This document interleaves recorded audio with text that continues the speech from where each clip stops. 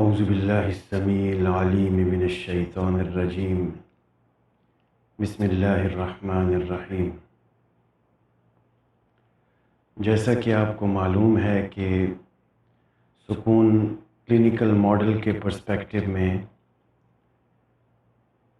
ہم psycho social health کے 8 domains کا یکے بعد دیگرے تذکرہ کر رہے ہیں۔ سب سے پہلے ہم نے دیکھا ایموشنل ہیلتھ کو، پھر سیکشول ہیلتھ کو، پھر کوگنیٹیو ہیلتھ کو، پھر سوشل ہیلتھ کو۔ آج کی نشست میں ہم سائیکو سوشل ہیلتھ کے 3 ڈومینز جو کہ ایک دوسرے سے ملتے جلتے ہیں ان کو کور کریں گے، جس میں کہ ریلیجس ڈومین، مورل ڈومین اور اسپریچول ڈومین شامل ہیں۔ تو ان تینوں ڈومینز کو جو کہ آپس میں ملتے جلتے ہیں، تو میں نے سوچا کہ آج کی نشست میں ان تینوں ڈومینز پر اکٹھے بات کی جائے تاکہ ان میں جو فرق ہے وہ صحیح طریقے سے واضح ہو سکے۔ تو آج کا جو ہمارا موضوع ہے وہ انسان کی مذہبی صحت، انسان کی اخلاقی صحت اور انسان کی روحانی صحت ہے۔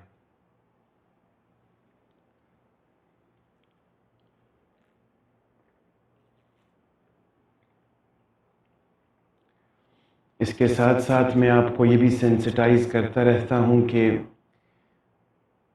سائیکو سوشل ہیلتھ کو بہتر طریقے سے سمجھنے کے لیے سکون کلینکل ماڈل کا مطالعہ ناگزیر ہے، اور اسی سلسلے میں جو ویڈیوز اویلیبل ہیں سکون کلینکل ماڈل پہ اور قرآنی حوالہ جات پہ، اور جو اردو کے مضامین تحریری شکل میں بھی دستیاب ہیں اور ویڈیو فارم میں بھی دستیاب ہیں، ان کو بھی دیکھنا ضروری ہے۔ تو انسان کی زندگی کے 8 شعبے ہیں، جن میں کہ اس کی زندگی کا ایموشنل شعبہ ہے، ایموشنل ڈومین، جس میں سے کہ ہم ایموشنل ہیلتھ کا کانسیپٹ اخذ کرتے ہیں اور ایموشنل انٹیلیجنس کا کانسیپٹ اخذ کرتے ہیں۔ پھر انسان کی زندگی کا ایک سیکشول ڈومین ہے، جس میں ہم سیکشول ہیلتھ پر اور سیکشول انٹیلیجنس پر بات کرتے ہیں۔ پھر انسان کی زندگی کا ایک کوگنیٹیو ڈومین ہے، جس میں ہم کوگنیٹیو ہیلتھ اور کوگنیٹیو انٹیلیجنس کی بات کرتے ہیں۔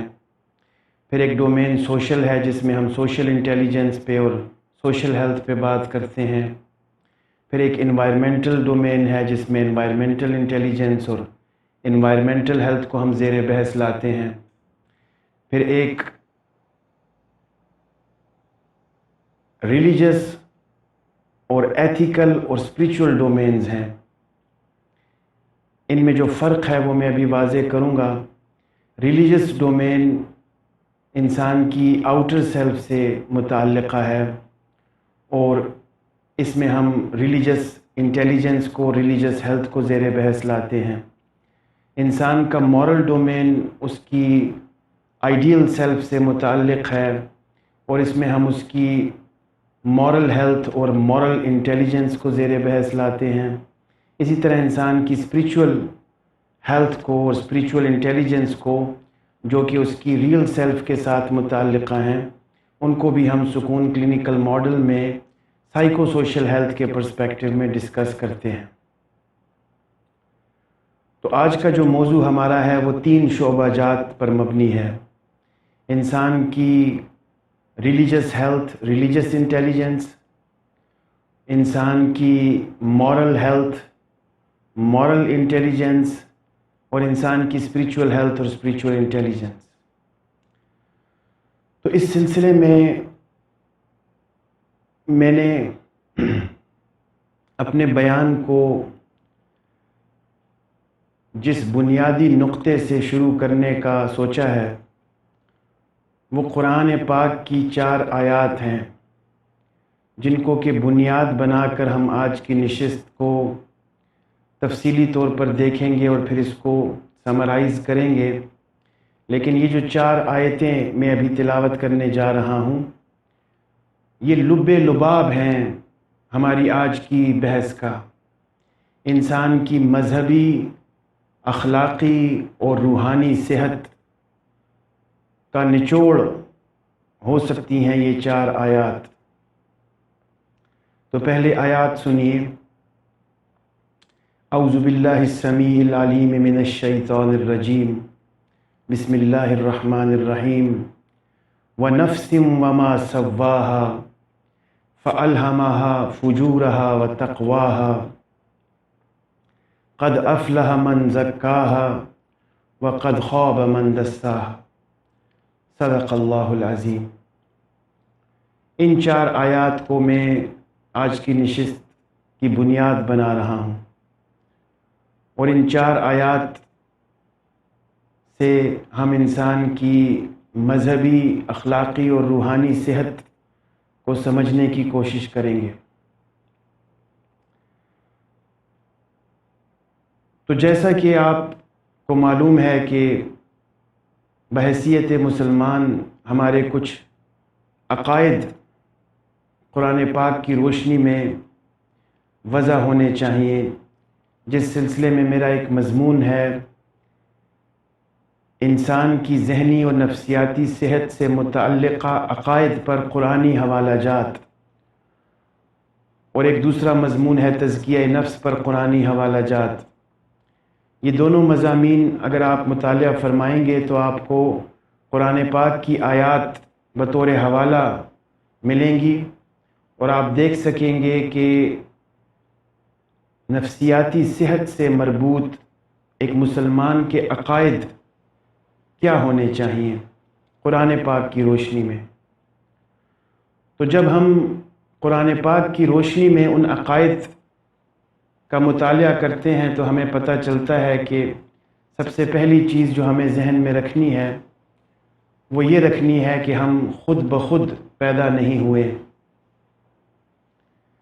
ہمیں اللہ نے تخلیق کیا ہے، اور ہمارے بنانے کا مقصد اللہ تعالیٰ نے خود وضع کر رکھا ہے۔ ہم اپنا مقصد خود نہیں بنا سکتے، ہم آتھورائزڈ نہیں ہیں۔ کامن سینس کے بھی خلاف ہے کہ مخلوق اپنی تخلیق کا مقصد خود وضع کرے، ایسا محال ہے، کیونکہ مخلوق تخلیق ہوتے وقت شعور ہی نہیں رکھتی تھی، تو لہٰذا اس کی تخلیق کا مقصد اس کی تخلیق سے پہلے وضع ہو چکا تھا، اور اس کی تخلیق کا مقصد اس کے خالق نے وضع کرنا تھا۔ تو اسی طرح اور بہت سے بنیادی عقائد ہیں، جیسا کہ ایک عقیدہ یہ ہے کہ جتنی بھی نفسیاتی بیماریاں ہیں اور نفسیاتی پریشانیاں ہیں وہ سب اللہ کی طرف سے آتی ہیں، اور اللہ تعالیٰ ہی ان کو ختم کرتے ہیں، شفا دیتے ہیں، انسان کو رلاتے اور ہنساتے ہیں، اس کا تزکیہ نفس فرماتے ہیں۔ تو اس سلسلے میں یہ جو مضمون میں نے بطور حوالہ پیش کیا، 2 مضامین بلکہ، انسان کی ذہنی اور نفسیاتی صحت سے متعلقہ عقائد پر قرآنی حوالہ جات، اور انسانی ذہنی اور نفسیاتی صحت میں جو تزکیہ نفس کا کردار ہے اس پر قرآنی حوالہ جات، اور ایک تیسرا مضمون بھی آپ کے لیے فائدہ مند ہوگا، انسان کی ذہنی اور نفسیاتی صحت کی خرابی میں شیطان کے کردار پر قرآنی حوالہ جات۔ تو ان مضامین پر ویڈیوز بھی اویلیبل ہیں، وہ بھی آپ دیکھ سکتے ہیں۔ تو میں عرض یہ کر رہا تھا کہ بحیثیت مسلمان ہمارے کچھ بنیادی عقائد ہیں جن کو درست طریقے سے سمجھنا بہت ضروری ہے، اور درست طریقہ قرآن پاک سے سمجھنا ہے۔ تو اب جو ہمارا موضوع ہے مذہبی صحت، اخلاقی صحت اور روحانی صحت، اس کے لیے میں نے ان 4 آیات کو بنیاد بنایا ہے۔ تو اللہ تعالیٰ نے انسان کے نفس کو تخلیق فرمایا، یعنی کہ انسان کی سائیکی کو تخلیق فرمایا۔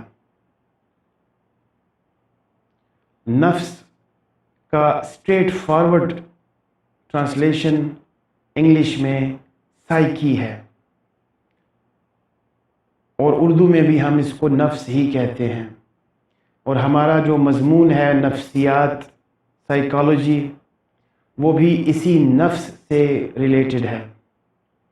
تو سب سے پہلی بات تو نفسیات دانوں کے لیے یہ ایک طرۂ امتیاز ہے اور ایک فخر کا مقام ہے، شکر کا مقام ہے کہ ہم جس مضمون کو پڑھتے ہیں وہ مضمون، اس مضمون کو سمجھنا ہی ہمارا مقصد تخلیق ہے۔ ہماری تخلیق کا مقصد نفسیات کے گرد گھومتا ہے۔ نفس کی اہمیت ہماری زندگی میں انتہائی اہم ہے۔ زندگی دراصل ہے ہی نفسیاتی زندگی، جسمانی زندگی ایک خواب اور خیال ہے۔ اصل آزمائش جس کے لیے انسان پیدا کیا گیا ہے وہ آزمائش ہے ہی نفسیاتی آزمائش، نیتوں کی آزمائش۔ تو نفسیات دانوں کے لیے یہ باعث شکر اور باعث فخر ہے کہ انہوں نے اپنے لیے جس مضمون کو چنا ہے وہ مضمون ان کو نہ صرف اپنے بارے میں عرفان عطا کرتا ہے، بلکہ اگر نفسیات دان درست طریقوں سے، اور درست طریقہ صرف ایک ہے اور وہ ہے قرآن پاک کا مطالعہ، درست طریقے سے اگر نفسیات کو سمجھیں گے تو انہیں اللہ تعالیٰ کا عرفان بھی حاصل ہوگا، اپنی زندگی کا مقصد بھی بہتر طریقے سے سمجھ آئے گا، اور دنیا اور آخرت میں کامیابی ان کے قدم چومے گی، جو کہ ان 4 آیات میں اللہ تعالیٰ نے بتایا کہ قسم ہے نفس کی۔ اس قسم سے مراد یہ ہے کہ نفس انتہائی ویلیویبل شے ہے، انتہائی قابل اہمیت، قابل قدر شے ہے۔ اس کے بنانے پر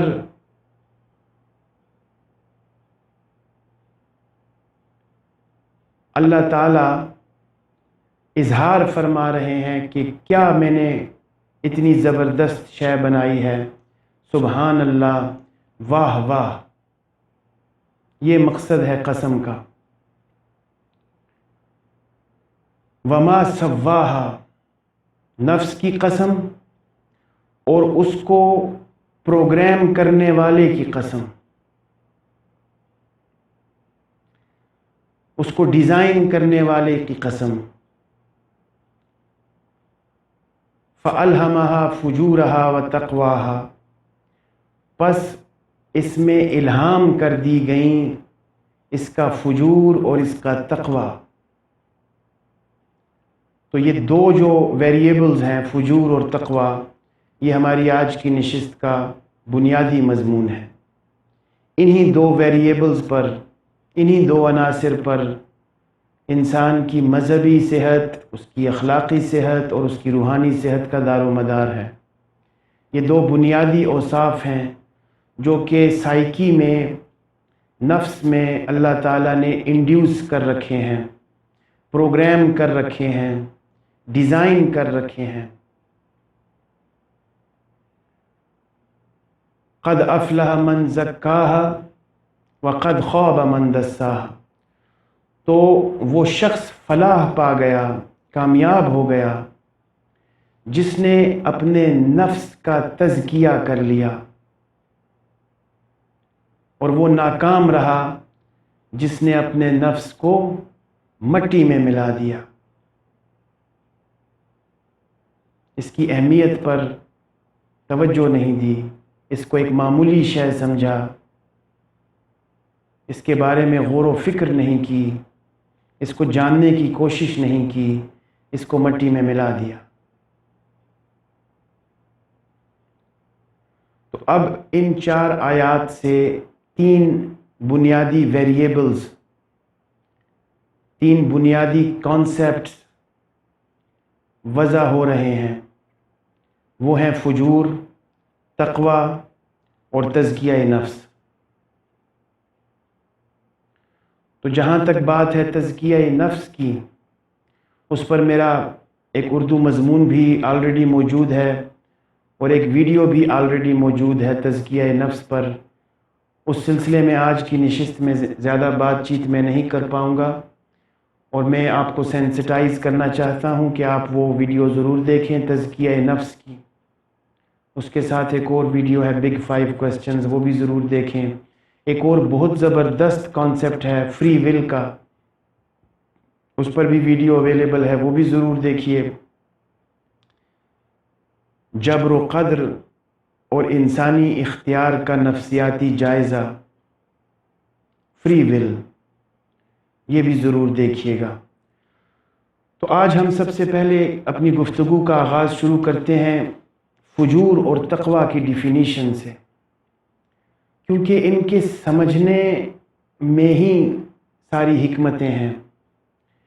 ان ٹرمز کو اگر ہم درست طریقے سے سمجھیں گے تو ہمیں اپنی مذہبی، اخلاقی اور روحانی صحت کو سمجھنے میں بہت مدد ملے گی۔ اور اگر ہم ان اصطلاحات کو، فجور اور تقوی کو صحیح پرسپیکٹو میں نہیں سمجھیں گے تو پھر ہم بھٹکتے رہیں گے اور ہمیں راہ ہدایت دستیاب نہیں ہوگی۔ تو ان 2 ٹرمز پر میں روشنی ڈالتا ہوں، اور روشنی ڈالنے سے پہلے یہ ذہن میں رکھیے گا کہ یہ دونوں چیزیں جو بھی ہیں، یہ بہت قیمتی نقطہ میں دے رہا ہوں۔ فجور اور تقوی مینٹل فیکلٹیز ہیں۔ آپ نے شاید یہ بات پہلے کبھی نہ سنی ہو۔ برین میں، دماغ میں اور ذہن میں اور نفس میں بہت سی مینٹل فیکلٹیز ہیں، جیسے کہ سینسیشن ایک فیکلٹی ہے، پرسیپشن ایک فیکلٹی ہے، میموری ایک فیکلٹی ہے، انٹیلیجنس ایک فیکلٹی ہے، ریزننگ ہے، کوگنیٹیو ایبیلٹیز ہیں بہت سی، کریٹیویٹی ایک فیکلٹی ہے، ایکسٹرا سینسری پرسیپشن ایک فیکلٹی ہے۔ تو ذہن کی بہت سی فیکلٹیز ہیں۔ فیکلٹیز کہتے ہیں ڈپارٹمنٹس کو، شعبہ جات ہیں، کمپوننٹس ہیں، حصے ہیں ذہن کے۔ بالکل اسی طرح فجور اور تقوی بھی انسانی ذہن کے حصے ہیں، انسانی نفس کے حصے ہیں، سائیکی کی فیکلٹیز ہیں۔ قرآن پاک سے ثابت ہے وَنَفْسٍ وَمَا سَوَّاهَا فَأَلْهَمَهَا فُجُورَهَا وَتَقْوَاهَا۔ تو فجور اور تقوی کہاں ہے؟ نفس کے اندر ہے، نفس میں ہے۔ نفس کیا ہے؟ نفس سائیکی ہے۔ تو یہ میں اکثر بتاتا رہتا ہوں کہ ارسطو افلاطون کے زمانے میں جب بات نفسیاتی موضوعات پر ہوتی تھی تو ان کو روحانی موضوعات ہی کہا جاتا تھا۔ روح پر بات ہوتی تھی، ڈوئلزم پر بات ہوتی تھی، بدن اور روح کے تعلق پر بات ہوتی تھی۔ پھر کرتے کرتے سول اور اسپرٹ کنورٹ ہوئے ہیں مختلف الفاظ میں۔ ان کے لیے ایک لفظ مائنڈ وضع کیا گیا، اور آج کل جدید دور میں وہ مائنڈ بھی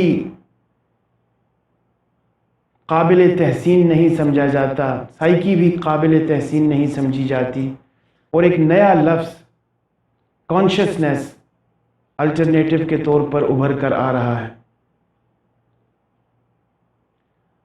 تو نفس سے مراد صریحاً سائیکی ہے۔ نفس سے مراد زندگی نہیں ہے، زندگی حیات ہے۔ نفس سے مراد انسان کی جان نہیں ہے، وہ لائف ہے۔ تو روح کے قریب قریب ہے نفس، لیکن نفس اور روح میں بھی فرق ہے، کیونکہ قرآن پاک میں روح علیحدہ سے بھی استعمال ہوئی ہے۔ وَيَسْأَلُونَكَ عَنِ الرُّوحِ قُلِ الرُّوحُ مِنْ أَمْرِ رَبِّي۔ تو روح اللہ کی کمانڈمنٹس میں سے ایک کمانڈ ہے۔ وَنَفَخْتُ فِيهِ مِن رُّوحِي۔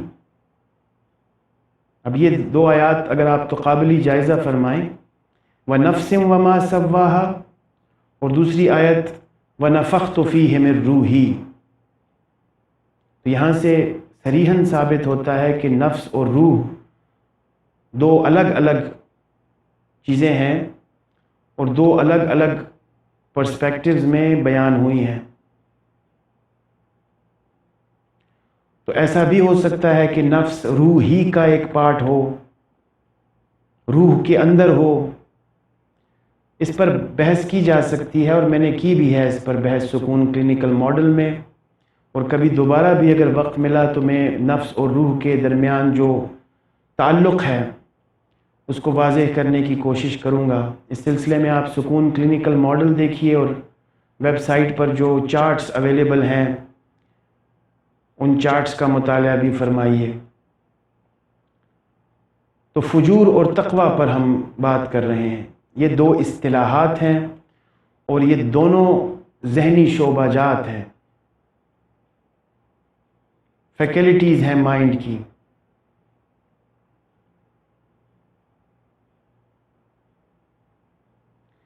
چونکہ نفسیات دانوں نے قرآن پاک کا ترجمہ خود نہیں کیا اور قرآن پاک کو نفسیاتی رنگوں میں دیکھنے کی کوشش نہیں کی، لہٰذا وہ گزر جاتے ہیں ان مقامات پر سے، جب پڑھتے ہیں تو توجہ نہیں دے پاتے۔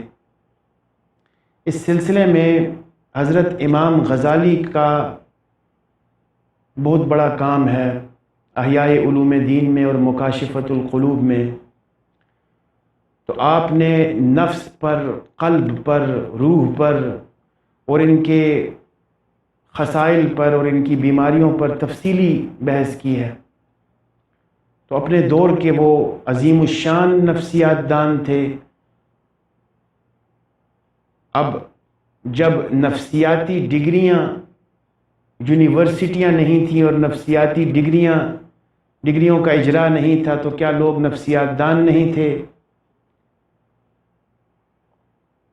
نفسیات کو نہیں سمجھتے تھے؟ سب سے بڑھ کر نفسیات کو اللہ تعالیٰ سمجھتے ہیں۔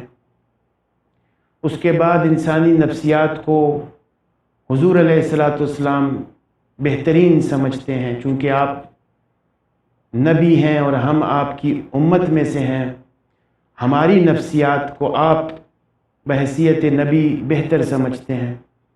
اور اس کے بعد مسلمان فلاسفرز میں جس نے بھی نفس کو سمجھنے کی کوشش کی ہے فلسافیکلی، وہ کسی نہ کسی نتیجے پر پہنچا ہے۔ حضرت علی کرم اللہ وجہہ سے قول منسوب ہے، من عرف نفسہ فقد عرف ربہ، جس نے اپنے نفس کو پہچان لیا پس وہ اللہ کو پہچان گیا۔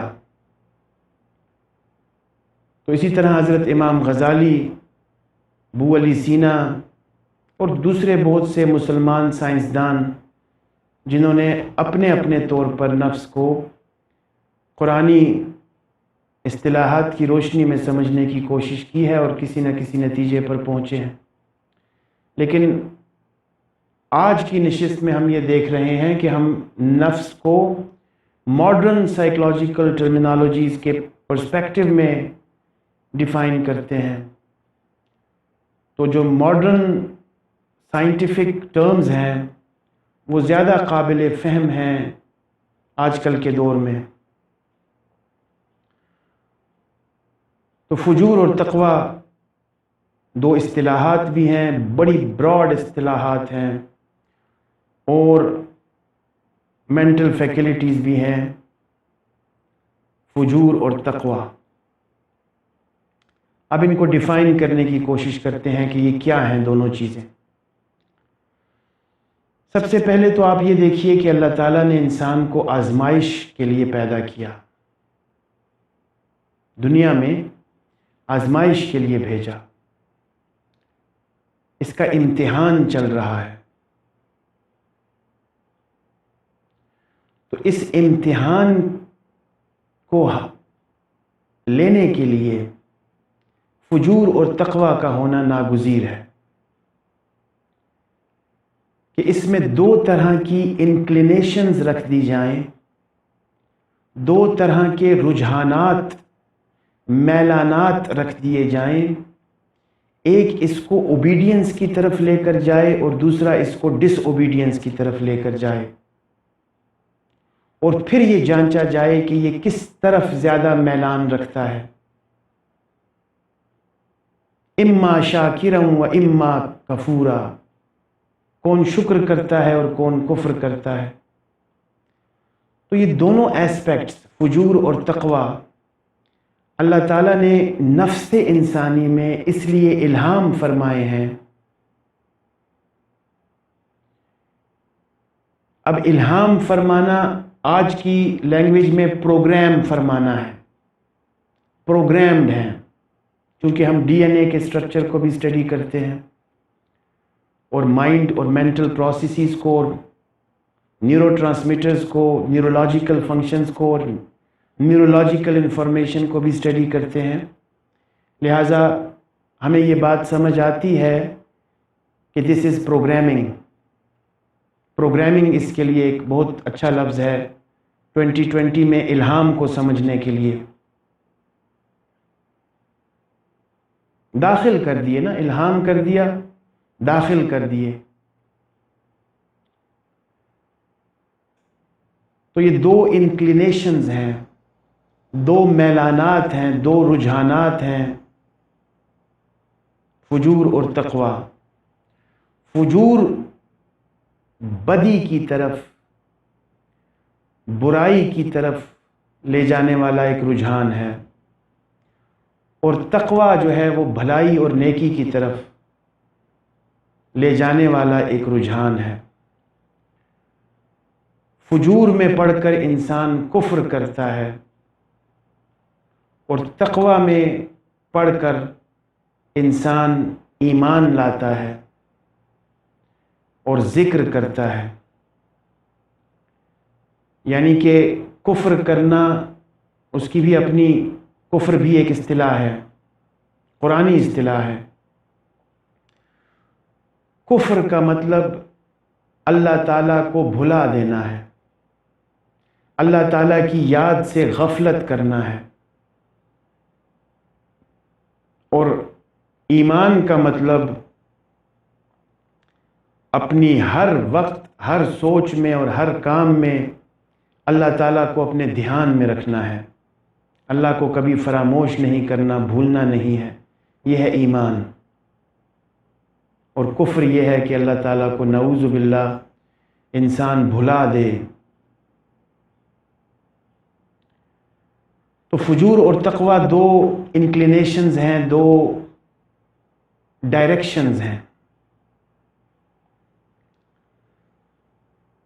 اب عوام الناس کی سمجھ فجور اور تقوی سے متعلق بہت محدود ہے، جو کہ مذہب نے وضع کی ہے۔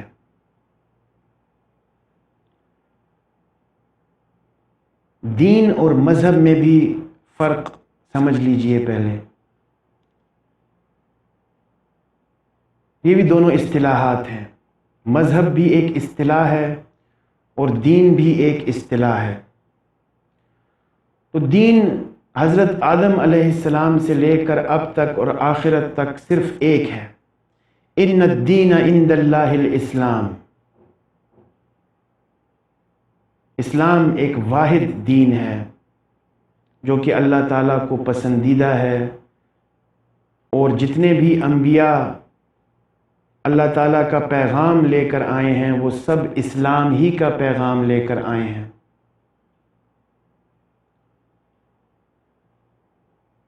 تو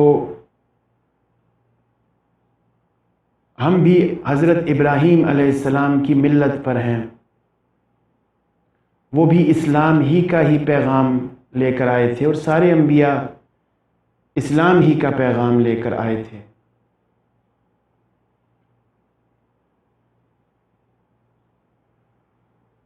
تو دین ایک ہے، الیوم اکملت لکم دینکم واتممت علیکم نعمتی وردیت لکم الاسلام دینا۔ بات ختم کر دی اللہ تعالیٰ نے کہ آج کے دن ہم نے آپ کا دین مکمل کر دیا، اکمل کر دیا، انتہائی پرفیکٹ۔ اکمل سے اوپر کچھ اور ہو نہیں سکتا، کمال کا آخری درجہ ہے، اس میں اب کسی اور شے کے گھسنے کی گنجائش ہی نہیں ہے۔ دین مکمل، مکمل کا لفظ بھی مختصر ہے، اکمل ہے، اور اپنی نعمتیں اللہ تعالیٰ نے تمام کر دیں۔ دین بہت بڑی نعمت ہے، دین بذات خود ایک بہت بڑی فہم اور سمجھ اور ہدایت، بہت بڑی نعمت ہے ہدایت دین کی شکل میں۔ تو اس کو اللہ تعالیٰ نے کہا کہ نعمت ہم نے تمام کر دی، اور آپ کے لیے اسلام کو پسند فرما لیا ہے بطور دین۔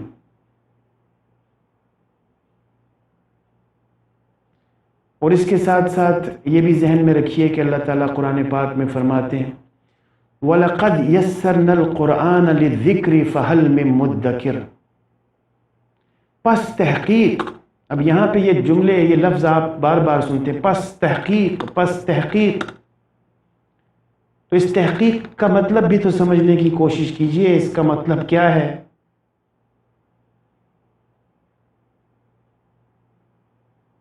قد کا مطلب کیا ہے؟ پس تحقیق، بس ترجمے میں سن لیں آپ، پس تحقیق، اس پر سینسٹائز بھی ہوا کریں کہ پس تحقیق کا مطلب یہ ہے کہ اب دوسری بات کوئی نہیں کرنی، بس تحقیق ختم ہے اس بات پر۔ اتنا ایمفیسائز کر رہے ہیں اللہ تعالیٰ، سینسٹائز کر رہے ہیں، انسسٹ کر رہے ہیں۔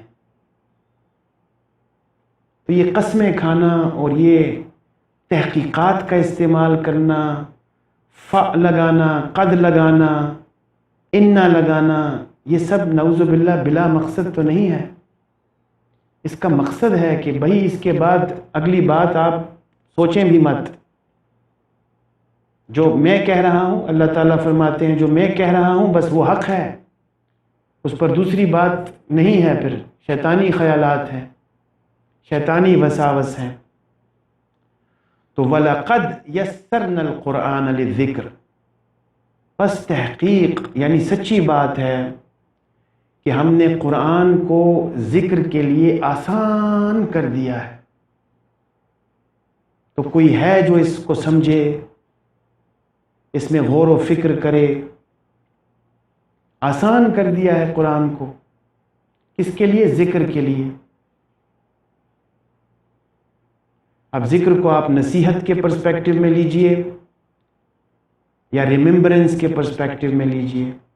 سائیکالوجی میں ذکر ہے ریممبرنس، یاد رکھنا، یاد دہانی۔ تو یاد دہانی کا جب ہم آنکھیں بند کر کے یاد دہانی کا کانسیپٹ ذہن میں لاتے ہیں تو دوزخ سامنے آ جاتی ہے اکثر۔ تو خدا را اس لمیٹڈ پرسیپشن سے بھی باہر نکلیں، اور اللہ تعالیٰ کے ساتھ صرف نعوذ باللہ دوزخ ہی کو اور عذاب ہی کو منسوب نہ کیا جائے۔ نیکی اور بدی کے کانسیپٹس کو جنت اور دوزخ سے اور عذاب اور ثواب سے ہٹ کر بھی سوچا جائے، تزکیہ نفس کے پرسپیکٹو میں اور ہیومینٹی کے پرسپیکٹو میں، سیلف ٹرانسینڈنس کے پرسپیکٹو میں بھی سوچا جائے۔ یہاں میں یہ بھی بتاتا چلوں کہ گاڈ فوبیا ایک نفسیاتی مرض ہے۔ جو کہ مشاہدے میں آتا ہے کہ اکثر مسلمانوں کو میں دیکھتا ہوں کہ ان کو گاڈ فوبیا ہوتا ہے، نعوذ باللہ، یعنی اللہ سے ڈرنا، اللہ سے گھبرانا، اللہ سے خوف کھانا، یہ ایک نفسیاتی مرض ہے۔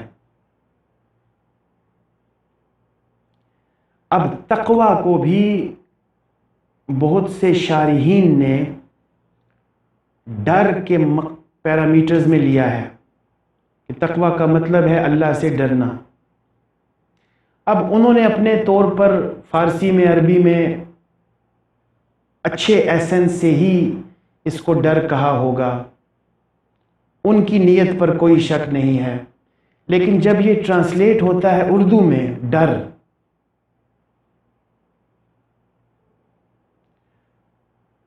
فیئر، تو اس کو لوگ اس کی اوریجنل ایسنس میں نہیں لیتے۔ اللہ سے ڈرو، اس کا مطلب ہرگز یہ نہیں ہے کہ اللہ سے انگزائٹی رکھو یا اللہ سے گھبراؤ، اللہ سے دور بھاگو۔ جس شے سے انسان ڈرتا ہے اس سے تو کوسوں دور بھاگتا ہے، پھر اس کے تو پاس ہی نہیں پھٹکتا۔ تو یہ جو ڈر کا مفہوم ہم نے سمجھ لیا، یہ ایسا مفہوم ہرگز نہیں تھا۔ ڈر سے مراد ہوتی تھی حیا کرنا۔ جس طرح والد صاحب نے گھر میں کوئی امر دے رکھا ہے، کوئی حکم، کوئی انسٹرکشن دے رکھی ہے، تو اب بچے ان سے ڈریں۔ اس ڈرنے کا مقصد یہ ہے کہ ان کی بات پر عمل کریں، ان سے حیا رکھیں، ان کی حکم عدولی کے بارے میں نہ سوچیں۔ اس ڈر کا مطلب یہ ہرگز نہیں ہے کہ بچے اپنے والد سے قریب آنا ہی چھوڑ دیں، اپنے والد سے مصافحہ معانقہ کرنا ہی چھوڑ دیں۔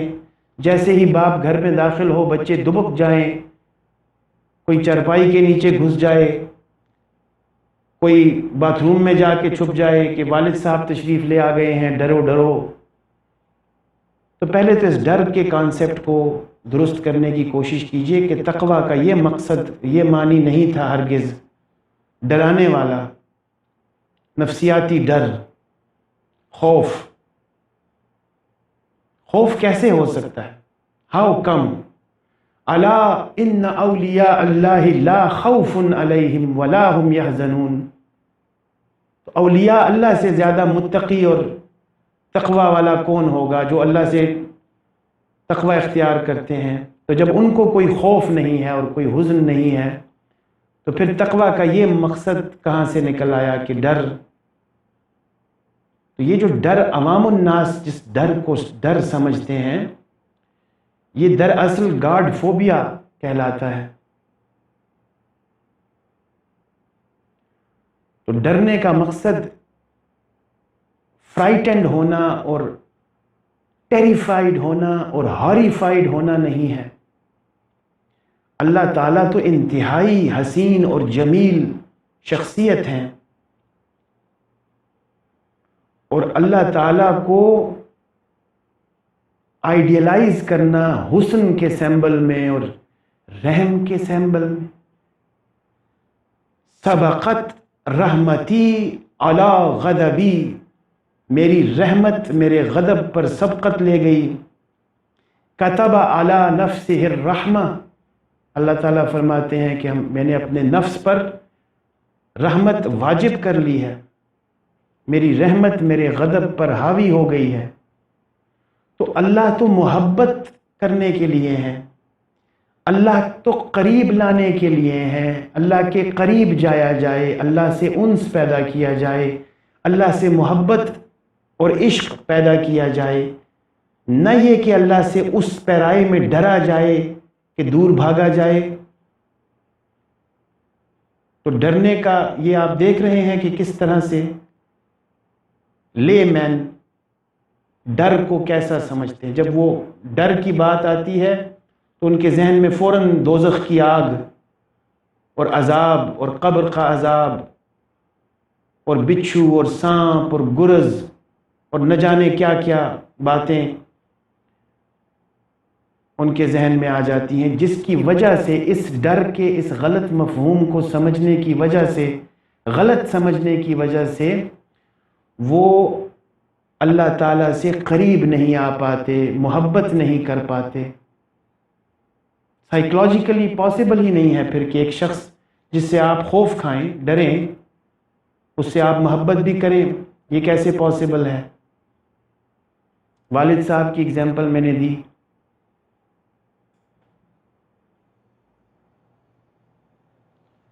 تو یہ برسبیل تذکرہ یہ ڈر والی بات آ گئی بیچ میں، لیکن اس کو درست طریقے سے سمجھنے کی ضرورت ہے۔ تقویٰ کو، تقویٰ میں جو ڈر کا لفظ بار بار یوز ہوتا ہے، اس سے مراد ہے حیا کرنا، ویلیو دینا، پاس رکھنا، احساس رکھنا،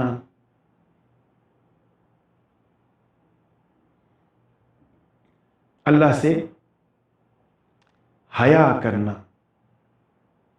اور پھر حیا بھی اب شرم والی حیا نہیں ہے کہ شرمانا، لو سیلف کانفیڈنس رکھنا، لو سیلف اسٹیم رکھنا، شرمانا کہ کوئی دعا ہی نہ مانگے بندہ، نہیں مجھے شرم آتی ہے اللہ سے، یہ وہ شرمانا بھی نہیں ہے۔ اب یہ بہت بڑا مسئلہ ہے کہ اصطلاحات کو جب ترجمہ کیا جاتا ہے تو اس کو پھر اصطلاح کے پیرامیٹرز میں رکھنا عوام الناس کے لیے بہت مشکل کام ہے۔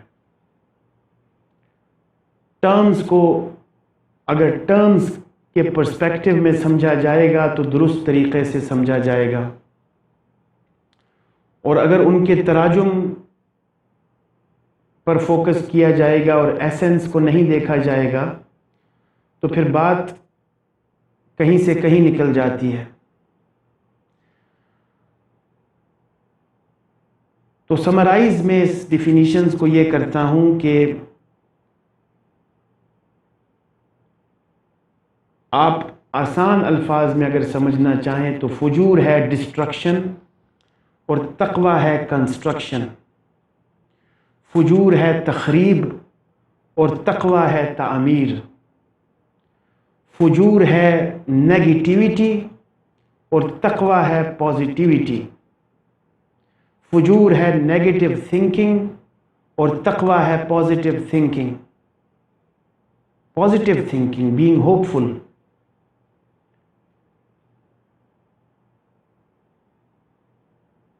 تو پازیٹیو اور نیگیٹو، مثبت اور منفی کو اپنے ذہن میں رکھیے، یہ بہت آسان طریقہ ہے فجور اور تقویٰ کو سمجھنے کے لیے۔ یعنی فجور انسان کو منفی رجحانات، منفی عقائد، منفی بیہیویئر کی طرف اکساتی ہے، جبکہ تقویٰ انسان کو مثبت رجحانات، مثبت میلانات اور مثبت بیہیویئر کی طرف اکساتا ہے۔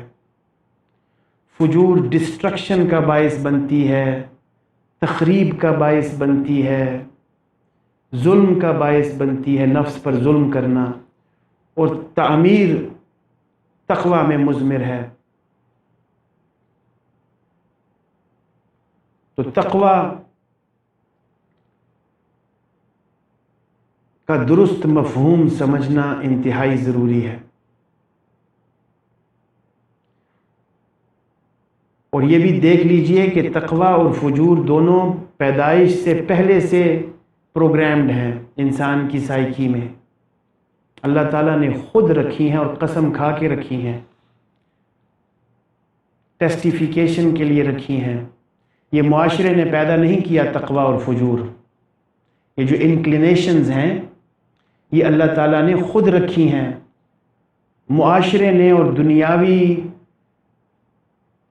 حالات و واقعات نے ان فجور اور تقویٰ کو پنپنے کے لیے پھر تحریکیں دی ہیں، تحریکیں پیدا کی ہیں انسان میں، لیکن بنیادی اوصاف جو ہیں فجور اور تقویٰ کا، فجور بھی ایک وصف ہے، ایک صفت ہے، اور تقویٰ بھی ایک صفت ہے۔ ان دونوں صفات کا ان دونوں اوصاف کا انسان کے نفس میں رکھا جانا پیدائش سے پہلے سے ہے، اور اللہ تعالیٰ کی حکمت سے ہے، اور دنیاوی زندگی کی آزمائش کے پرسپیکٹو میں ہے۔ اور جب انسان برزخ میں جائے گا تو اس کے نفس کی حالت چینج ہوگی۔ جب انسان میدان حشر میں اٹھے گا اس کے نفس کی حالت چینج ہوگی۔ جب وہ جنت اور دوزخ میں جائے گا اس کے نفس کی حالت چینج ہوگی۔ اب یہاں پہ میں ایک سوال اوپن چھوڑ دیتا ہوں آپ کے لیے، اور آپ خود بھی کچھ تحقیق کیجئے اور غور و فکر کیجئے کہ کیا جنت میں بھی فجور اور تقوی دونوں ہوں گے؟ فجور جنت میں بھی ہوگا انسان کے نفس میں؟ تو اس پر آپ کو میں اوپن چھوڑ دیتا ہوں، برین سٹارم کیجئے آپ، اور پھر اس فجور اور تقوی کو درست طریقے سے سمجھنے کی کوشش کیجئے۔ میں نے تو اپنی استعداد میں اللہ تعالیٰ کے فضل و کرم سے جتنا آسانی سے ہو سکتا تھا میں نے آپ کو فجور اور تقوی کی اصطلاحات کی آسان ترین تعریفات اور تشریحات پیش کی ہیں۔ بس مثبت اور منفی کو ذہن میں رکھیے، پازیٹیو اور نیگیٹو، دو طرح کی انکلینیشنز ہیں انسان کے ذہن میں۔ تو اب ہم تین طرح کی ہیلتھ کا ڈسکشن کرتے ہیں جو ہمارا موضوع ہے، ریلیجس ہیلتھ، مورل ہیلتھ اور اسپریچول ہیلتھ۔ اس سے پہلے آپ کو جیسا پتہ بھی ہے، اور پھر دوبارہ سے سن لیجئے، کہ انسان کی چار ذاتیں ہیں: inner self, outer self, ideal self اور ریئل سیلف۔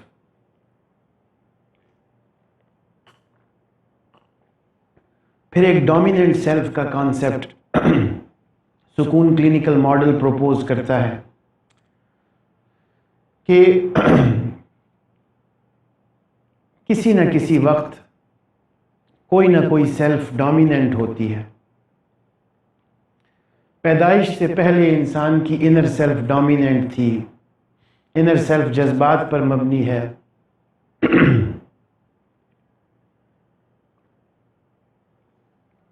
یہ انر سیلف ہی تھی جس نے کہا بلا۔ جب اللہ تعالیٰ نے پوچھا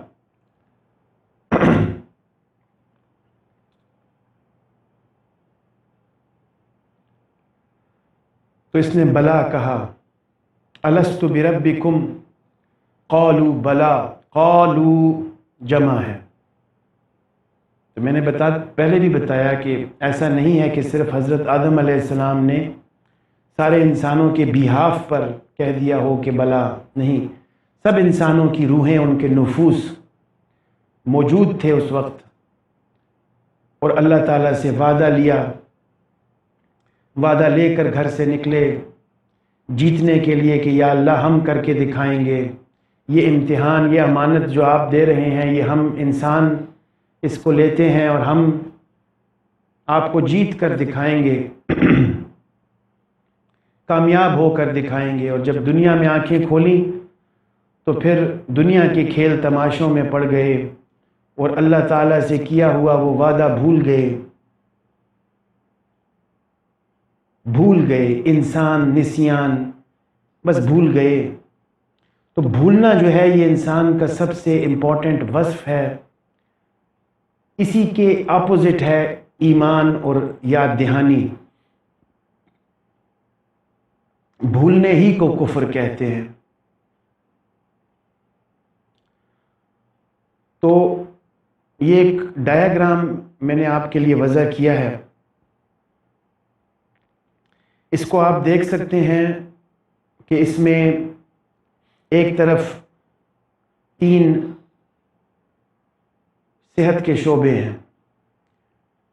ریلیجس ہیلتھ، ایتھیکل ہیلتھ اور اسپریچول ہیلتھ، اور اوپر 2 کالمز جو ہیں وہ فجور اور تقوی کے ہیں۔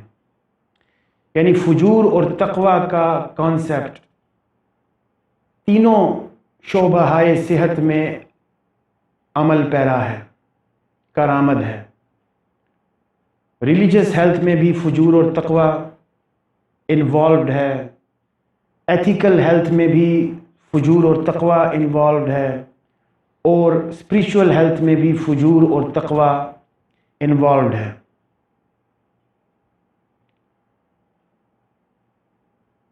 تو اب اس کو ون بائی ون ہم دیکھتے ہیں۔ تو ڈومیننٹ سیلف کی میں بات کر رہا تھا کہ پیدائش سے پہلے انسان کی انر سیلف ڈومیننٹ تھی، پھر جب وہ پیدا ہوا تو اس وقت بھی اس کی انر سیلف ڈومیننٹ تھی۔ جیسے جیسے وہ بڑا ہوتا گیا اس کی سوشلائزیشن عمل میں آئی، اور انر سیلف کی ڈومیننس کی جگہ اس کی آؤٹر سیلف یعنی سوشل سیلف ڈومیننٹ ہونا شروع ہو گئی۔ یعنی اس کا جو لوکس آف کنٹرول ہے وہ انورٹ کے بجائے ایکسٹروورٹ ہونا شروع ہو گیا، اور اس کی اچھائی اور برائی کے پیمانے لوگ بن گئے، سماجی رسم و رواج بن گئے۔ تو جب انسان کی آؤٹر سیلف ڈومیننٹ ہوتی ہے، جو کہ تزکیہ نفس کا پہلا مرحلہ ہے،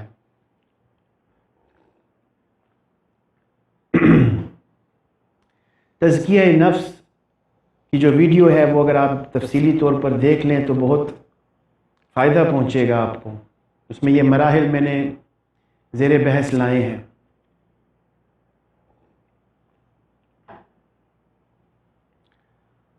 تو سٹوری یہاں سے سٹارٹ ہو رہی ہے کہ انسان کی آؤٹر سیلف ڈومیننٹ ہوتی ہے اکثر انسانوں کی اکثر اوقات۔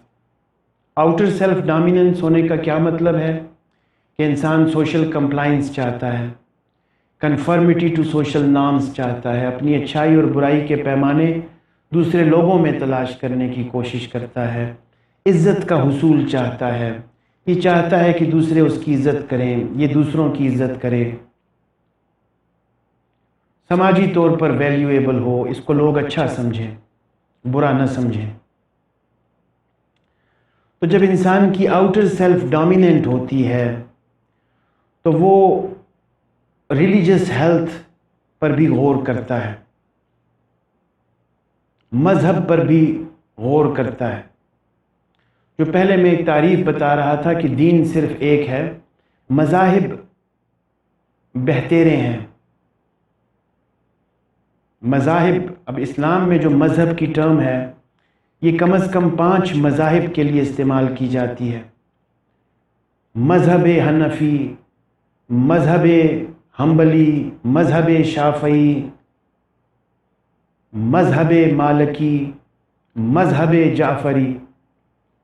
تو یہ جو مذہب کی اصطلاح ہے یہ اس معنی میں جورسپروڈنس اور فقہ کے معنی میں لی جاتی ہے۔ اور جب ہم دین کہتے ہیں دین تو اس سے ہماری مراد قرآن و سنت ہوتی ہے، اور جب ہم فقہ پر بات کرتے ہیں، مذہب پر بات کرتے ہیں، تو وہ مذہب دین کی انٹرپریٹیشن ہے، جس میں کہ پھر مختلف سکولز آف تھاٹ وضع ہو چکے ہیں، اور ہر سکول آف تھاٹ نے پھر اپنی طور پر دین کو انٹرپریٹ کیا ہے ڈیفرنٹلی۔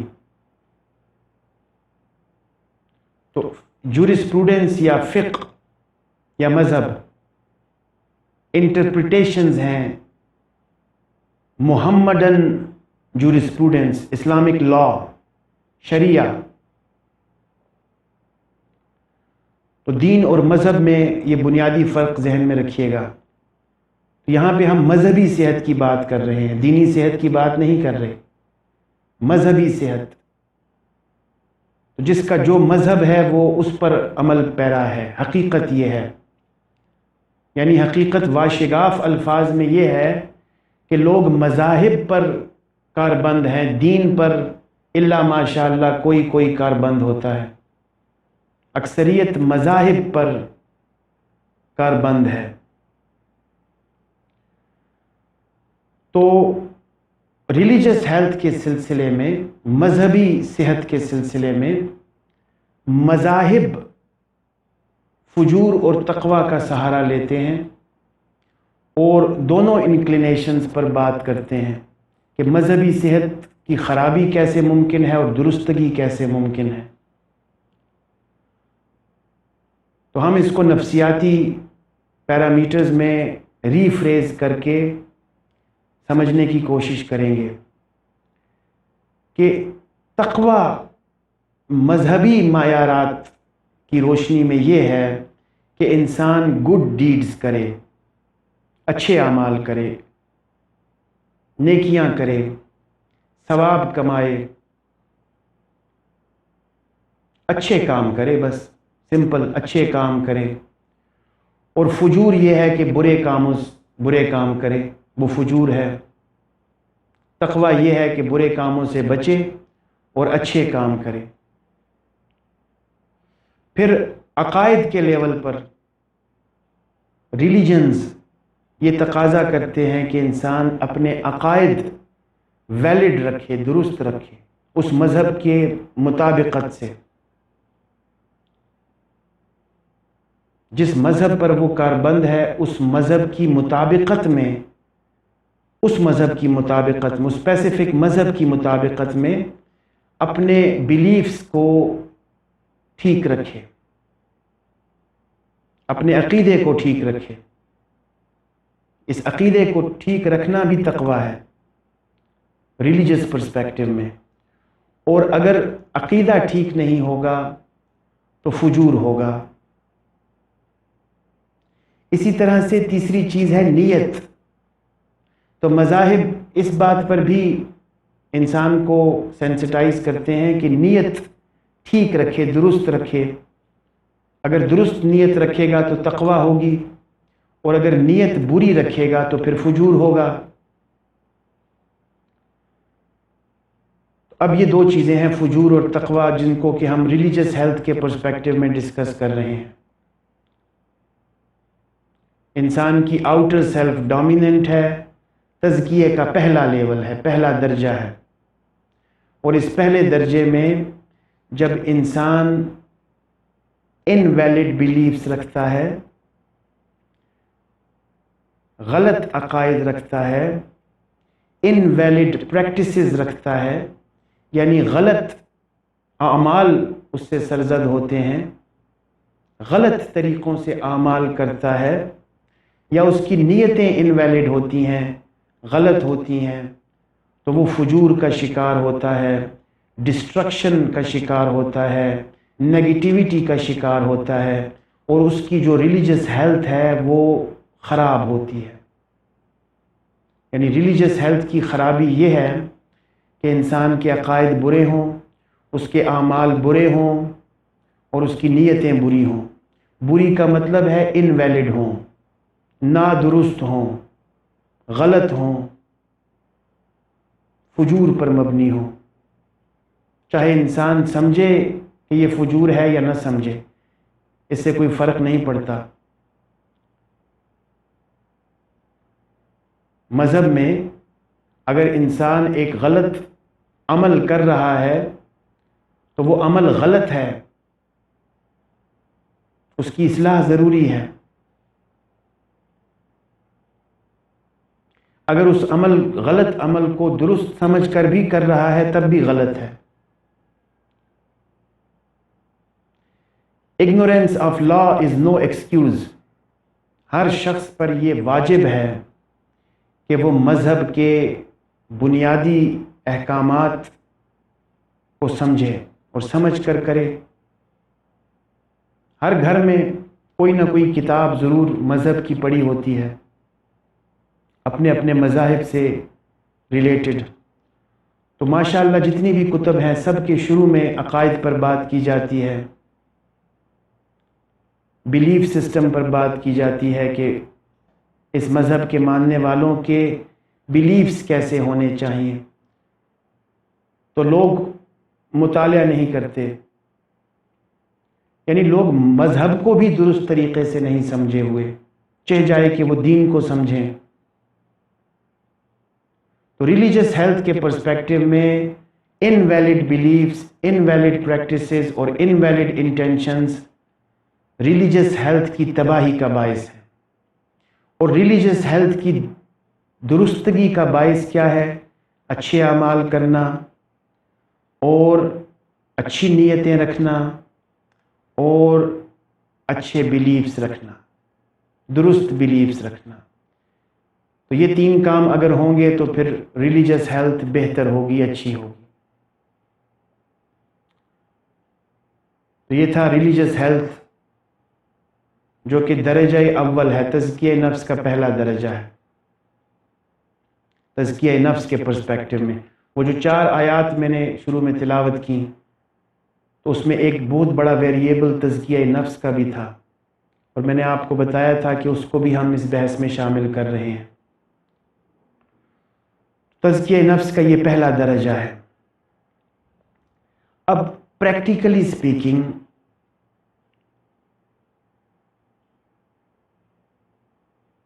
جو معاشرے میں رائج سوچ ہے، پریویلنٹ تھنکنگ اور پریویلنٹ پریکٹسز جو 2020 میں ایگزسٹ کرتی ہیں، اس میں اگر تنقیدی جائزہ لیا جائے تو زیادہ تر لوگوں کی جو ریلیجس پریکٹسز ہیں اور ریلیجس تھاٹس ہیں، ان کا بنیادی مقصد سوشل ریکگنیشن ہے.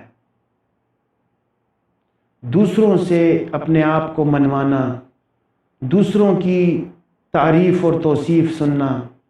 زیادہ تر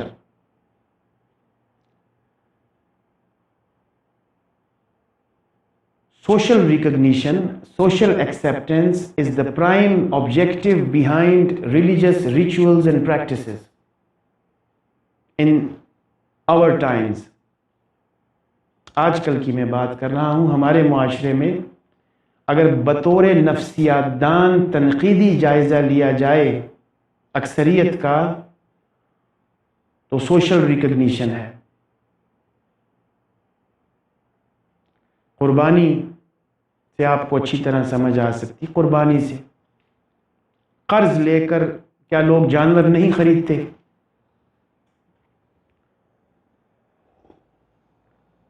کریڈٹ کارڈز پر جانور نہیں خریدے جاتے؟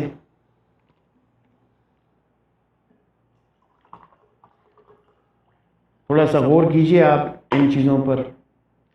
پھر حج کو دیکھیے، اللہ الحمدللہ، اللہ کا شکر میرا نام آ گیا حج میں. پھر حج سے واپسی پر کیا کیا سوشل ریکگنیشن کے مظاہر آپ کو دیکھنے کو ملتے ہیں. فلانے کے لیے جانماز لے جانی ہے، فلانے کے لیے کھجوریں لے جانی ہیں، فلانے کے لیے ٹوپیاں لے جانی ہیں، فلانے کے لیے آب زمزم لے جانا ہے. یہ سب سوشل ریکگنیشن ہے. لوگ گھروں میں جاتے ہیں، پھر جو جانے والے ہیں وہ کپڑے لے کر جاتے ہیں حاجیوں کے لیے، مٹھائیاں لے کر جاتے ہیں. یہ ریچولز ہیں، یہ دین تو نہیں ہے. تو ان سب کے پیچھے سوشل ریکگنیشن ہے. آؤ بھگت ہے، من ترا حاجی بگویم تو مرا حاجی بگو. بس ایک دوسرے کی تعریف اور توصیف. واہ واہ کیا بات ہے، حج کرائے ہیں قبلہ حاجی صاحب. الحاج، الحاج، کیا لوگ الحاج پر اتراتے نہیں ہیں؟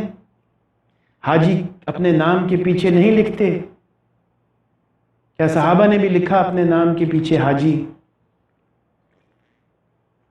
نام کے پیچھے حاجی لکھنے کا کیا مقصد سوشل ریکگنیشن اور دوسروں پر اپنا لوہا منوانا نہیں ہے؟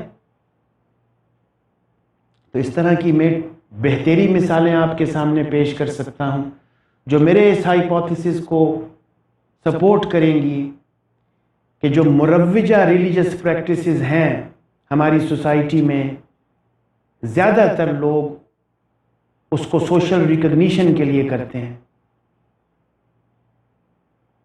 زیادہ تر لوگ. تو کچھ اللہ کے نیک بندے بھی ضرور ہیں، متقی ہر زمانے میں ہوا کرتے ہیں، جن کی نیت خالص ہوگی، لوجہ اللہ ہوگی.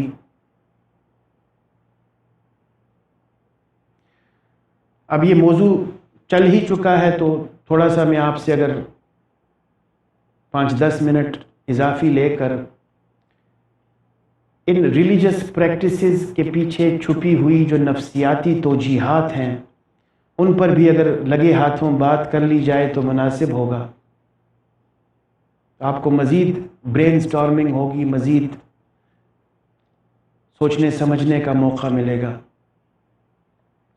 تو جو ہماری مشہور ریلیجس پریکٹسز ہیں، فار ایگزامپل نماز ہے، ہر عبادت کے پیچھے ایک نفسیاتی توجیہ ہے، ایک نفسیاتی مقصد ہے. نفسیاتی سے مراد باطنی مقصد ہے، باطنی حقیقت ہے. ہر شے کی ایک باطنی حقیقت ہے. یہ حضور علیہ الصلوۃ والسلام کی اصطلاح ہے، باطنی حقیقت. تو ہر شے کی ایک باطنی حقیقت ہے. تو 2020 میں ہم یہ سمجھ سکتے ہیں کہ وہ جو باطنی حقیقت ہے وہ نفسیاتی توجیہ ہے. جو باطن، روحانیات بھی نفسیات ہی ہے، روحانی بیماریاں بھی نفسیاتی بیماریاں ہی ہیں. 2020 میں یہ بات ہم پہ کھلی ہے. تو ہر عبادت کے پیچھے ایک اس کی باطنی حقیقت ہے، اس کی ایک نفسیاتی توجیہ ہے. اب نماز کے پیچھے جو نفسیاتی توجیہ ہے وہ اپنے آپ کو ذلیل ثابت کرنا ہے. اب سینس آف فیلیور پیدا کرنا ہے اپنے اندر. ہاتھ اٹھانا، اللہ اکبر، تکبیر تحریمہ، یہ ہے سینس آف فیلیور. یا اللہ میں نے ہار مان لی. آئی ہینڈز اپ. وائی آئی ہینڈز اپ؟ میں آپ کو پہچان نہیں پایا. آپ اتنی حیران کر دینے والی ذات ہیں. اللہ اکبر. میں آپ کے عرفان سے قاصر ہوں، لہٰذا میں ہاتھ اٹھاتا ہوں اور اپنی ہار مانتا ہوں، آپ کے سامنے سر تسلیم خم کرتا ہوں، سرنڈر ہوتا ہوں. میں ذلیل ہوں. تو ذلت نماز کی نفسیاتی توجیہ اور نماز کی باطنی حقیقت ہے ذلت، کہ اللہ کے سامنے خود کو ذلیل سمجھا جائے، گڑ گڑایا جائے اور اپنی کم حیثیتی پر، اپنی لیس ویلیویبل ہونے پر اس کا اظہار کیا جائے. تو پھر آپ اس سلسلے میں پھر اوپن چھوڑتا ہوں کیونکہ زیادہ وقت نہیں ہے. آپ حضور علیہ الصلوۃ والسلام کی نماز کا مشاہدہ فرمائیے. وہ جو سینہ مبارک سے جو ہانڈی کی آواز آیا کرتی تھی اس کو تفصیل سے پڑھیے. صحابہ کرام جو ننگی زمین پر نماز پڑھتے، گرم صحرا کے اوپر، ریت کے اوپر، اور پھر اپنی داڑیاں سجدے میں رگڑتے اور کہتے منہ سے، یا اللہ ہم ذلیل ہیں، آپ عظیم ہیں. تو اس طرح سے اور حقائق کو آپ جانیے گا تو آپ کو یہ اندازہ ہوگا کہ نماز کے پیچھے جو نفسیاتی توجیہ ہے وہ خود کو بندہ ثابت کرنا اور ذلیل ثابت کرنا ہے اللہ کے سامنے. ماتھے پر، پیشانی پر اگر کوئی مسجد کی مٹی لگ جائے تو اس کو صاف کرنے کے بارے میں کیا احکامات ہیں یہ آپ دیکھیے گا. نماز کے دوران کپڑوں پر سے خاک جھاڑنا مسجد کی، اس کے بارے میں کیا احکامات ہیں یہ بھی دیکھیے گا.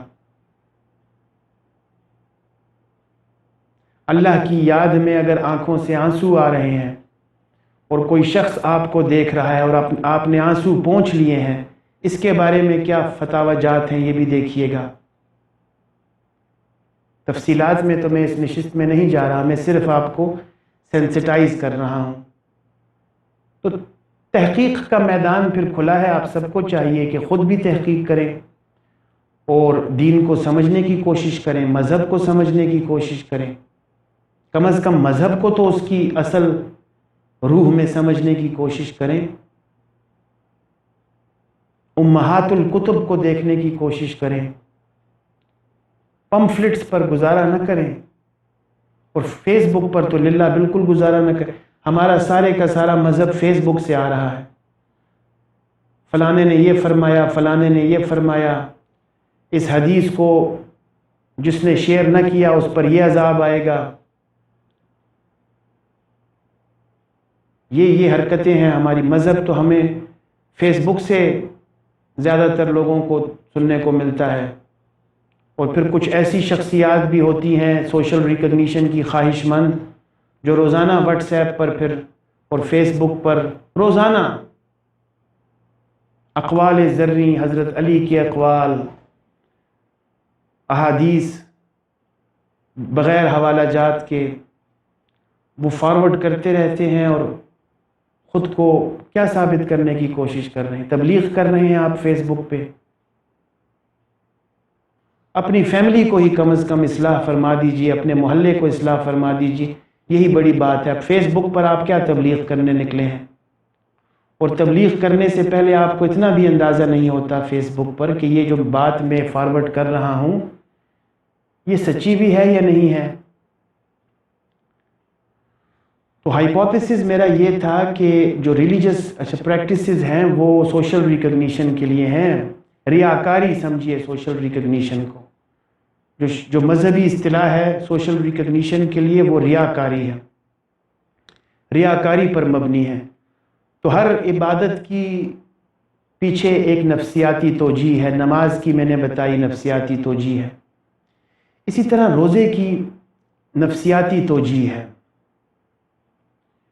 کہ اس کا نفسیاتی مقصد یہ تھا روزہ رکھنے کا کہ آپ کو بھوک کا احساس ہو، آپ میں یہ احساس پیدا ہو کہ اگر اللہ تعالیٰ مجھے رزق نہ دیں تو میرا کیا حال بنے. تو یہ احساس آپ کے اندر پیدا ہو اور پھر آپ شکر کریں اللہ کا کہ یا اللہ آپ کا لاکھ لاکھ شکر ہے کہ آپ نے اتنی نعمتیں مجھے دی ہیں، اتنا رزق دیا ہے. میں نے بھوکا رہ کر یہ سمجھا ہے کہ بھوک کیا ہوتی ہے، پیاس کیا ہوتی ہے.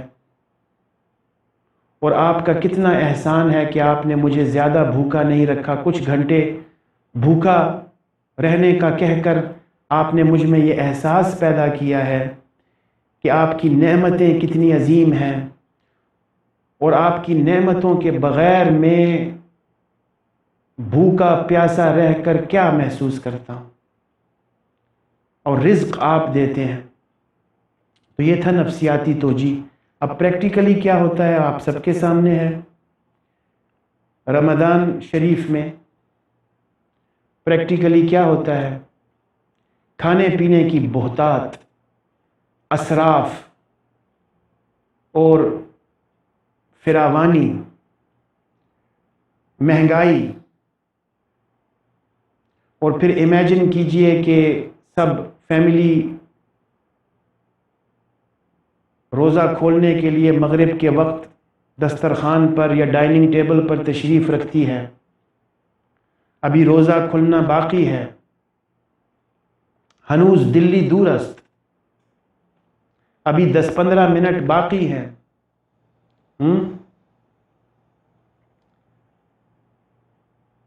لیکن اشیاء خرد و نوش، لوازمات، اللہ تعالیٰ کی نعمتیں چن دی گئی ہیں دسترخوان پر، اور سب لوگ اپنے اپنے پیالوں میں، اپنی اپنی پلیٹوں میں اللہ تعالیٰ کی نعمتیں سمیٹ رہے ہیں. پھر امیجن کیجئے کہ کھجوریں ہاتھ میں ہیں اور کان لگے ہوئے ہیں لاؤڈ سپیکر کی آواز پر توجہ دے کر.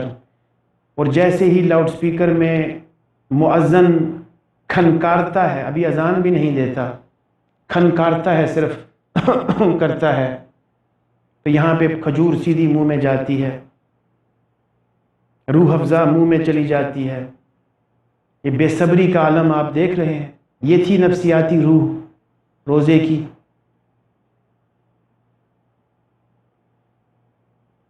اسی طرح قربانی کو دیکھیے. جانور کو ذبح کرنا حضرت ابراہیم علیہ السلام کی سنت پر مبنی تھا، اور نفسیاتی توجیہ یہ ہے کہ جب انسان جانور کو ذبح کرے تو دل میں یہ مصمم ارادہ کرے کہ ان صلاتی و نسکی و محیای و مماتی للہ رب العالمین، یا اللہ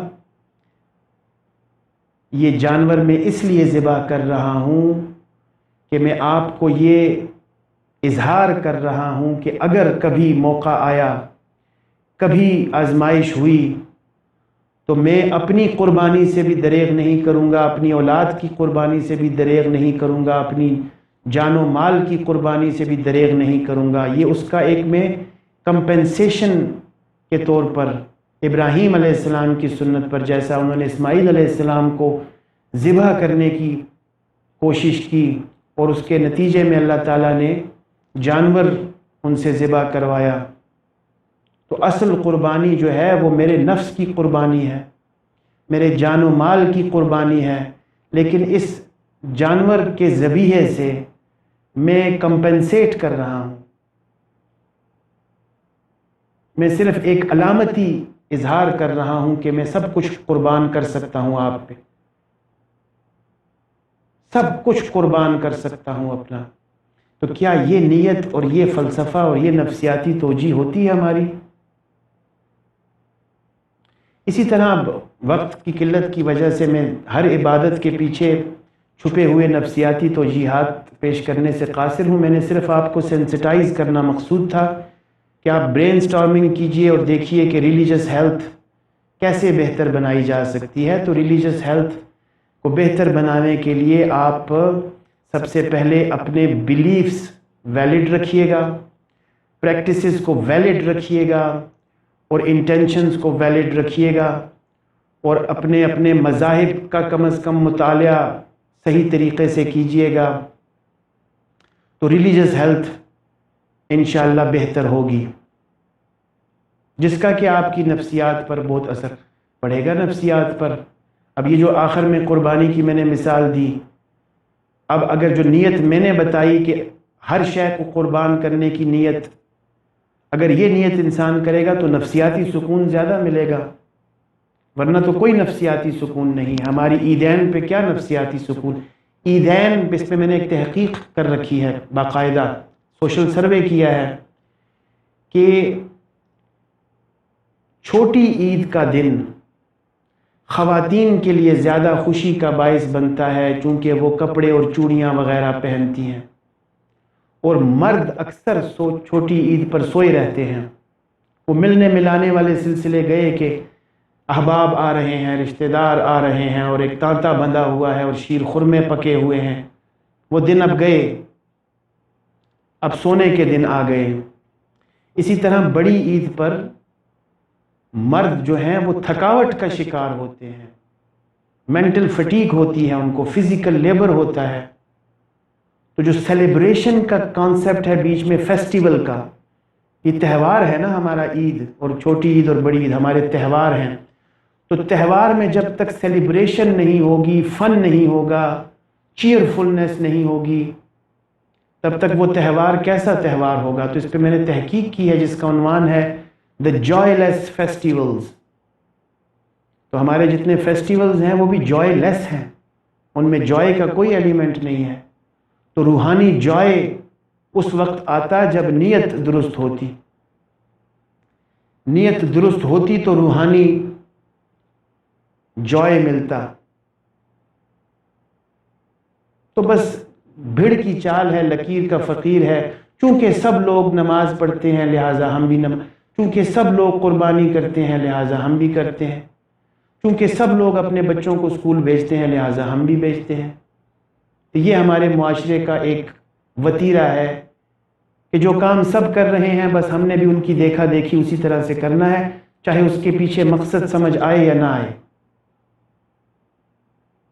مقصد کو سمجھنے کی ضرورت نہیں ہے، لوٹ مار سیل ہے، سب جا رہے ہیں تو ہم بھی چلیے۔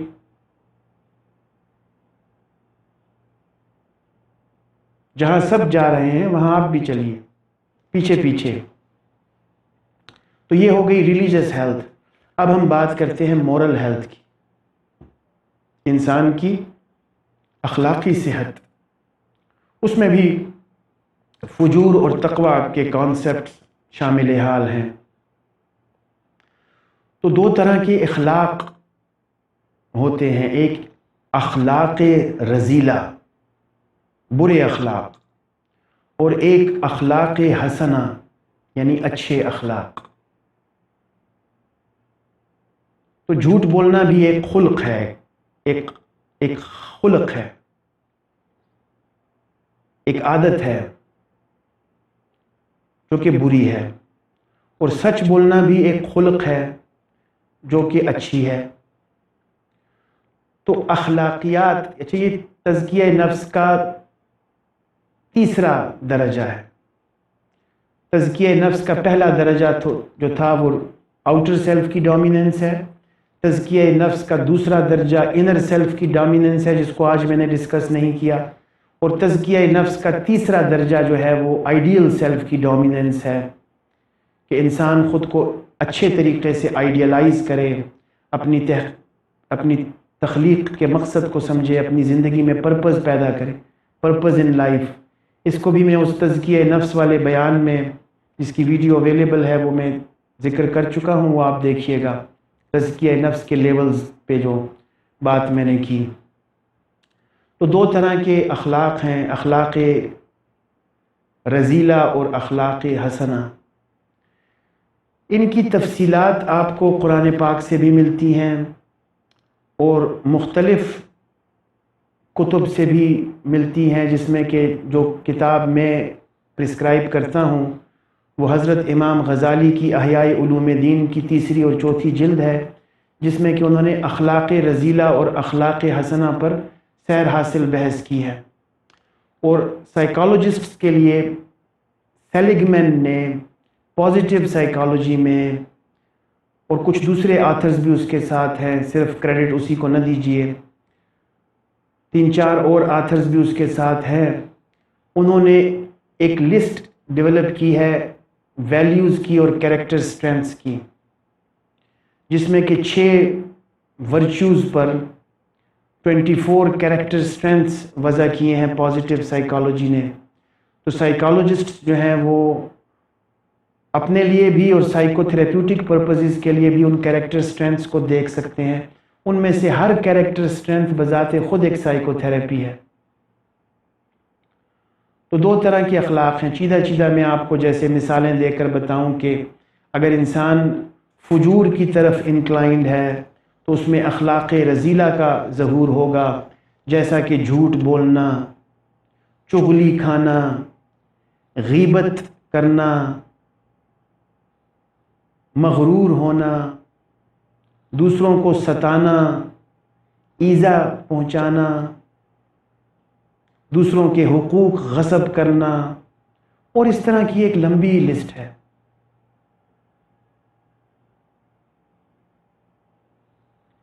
لمبی لسٹ ہے۔ اور اخلاق حسنہ کی بھی ایک لمبی لسٹ ہے، اس میں صبر کرنا، شکر کرنا، ذکر کرنا، صلہ رحمی کرنا لوگوں کے ساتھ، سیکریفائز کرنا، چیریٹی دینا، زکوٰۃ دینا، لوگوں کے ساتھ اچھے طریقے سے مسکرا کر احسن طریقے سے کلام کرنا، حقوق العباد کی بجا آوری کرنا، صدقہ کرنا۔ تم میں سے وہ شخص بہتر ہے جو اپنے اہل و عیال کے ساتھ بہتر ہے، تو فیملی کے ساتھ بہتر سلوک کرنا، اسپاؤس کے ساتھ بہتر سلوک کرنا، یہ سب اخلاق حسنہ ہے۔ اور اگر ان سب کو پڑھنا اور سمجھنا مشکل نظر آئے تو میں آپ کی آسانی کے لیے صرف ایک برا خلق اور ایک اچھا خلق سمرائزڈ وے میں آپ کو بتا دیتا ہوں کہ اگر آپ نے اس کو پکڑ لیا تو آپ کی جو مورل ہیلتھ ہے وہ بہترین ہو جائے گی، جو کہ آپ کی over all psycho social health کے لیے ضروری ہے۔ تو تو یہ ذہن میں رکھیے کہ جو برا خلق ہے وہ اللہ کو بھول جانا ہے، اور جو اچھا خلق ہے وہ اللہ کو ہر وقت یاد رکھنا ہے۔ بس اتنا سا کام پکڑ لیجئے آپ اپنی ایتھیکل اور مورل ڈیولپمنٹ کے لیے، تو باقی سارے کے سارے کام پھر خود بخود آپ سے، پھر سارے اخلاق آپ کے حسنہ ہوں گے اور سارے برے اخلاق آپ سے چھوٹ جائیں گے۔ صرف اتنا سا کام کیجئے کہ ہر وقت اللہ کو اپنے دھیان میں رکھیے، بس اللہ کو اپنے سامنے رکھیے ہر وقت، ہر کام میں، ہر بندے سے بات کرتے وقت۔ یہی تقاضا آپ سے آپ کا دین بھی کرتا ہے کہ واش روم میں جائیے تو پہلے اللہ کا نام لیجئے، اللہم انی اعوذ بک من الخبث والخبائث۔ اللہ اللہ، یہ واش روم میں جانے سے پہلے اللہ کو یاد کیا، سونے سے پہلے اللہ کو یاد کیا، اٹھ کر اللہ کو یاد کیا۔ الحمدللہ الذی احیانا بعد ما اماتنا والیہ النشور۔ یا اللہ شکر ہے آپ کا، مرنے کے بعد آپ نے دوبارہ زندگی دے دی۔ حتیٰ کہ سیکشول انٹرکورس میں the moment one ejaculates he should remember اللہ، اللہم جنبنی من الشیطان۔ وہاں پہ بھی دین تقاضا کر رہا ہے کہ اللہ کو نہ بھولیں۔ جب حالت انزال میں ہو، مجامعت میں، تو اللہ کو تو کہیں پہ بھی نہیں بھولنا۔ کھانا کھاتے وقت، اٹھتے وقت، لیٹتے وقت۔ تو تزکیہ نفس میں قرآنی حوالہ جات دے چکا ہوں آلریڈی، تو بس میں نے آپ کو یہ بتایا کہ سارے برے اخلاق کی سمری یہ ہے کہ انسان اللہ کو بھول جائے، اور سارے اچھے اخلاق کی سمری یہ ہے کہ انسان اللہ کو یاد رکھے، اللہ کو یاد رکھے۔ نماز اللہ کو یاد رکھنے کے لیے ہے، ذکر اللہ کو یاد رکھنے کے لیے ہے، زکوٰۃ اللہ کو یاد رکھنے کے لیے، حج اللہ کو یاد، جتنے بھی عبادات ہیں سب اللہ کو یاد رکھنے کے سلسلے میں مشقیں ہیں انسان کے لیے، ایکسرسائزز ہیں۔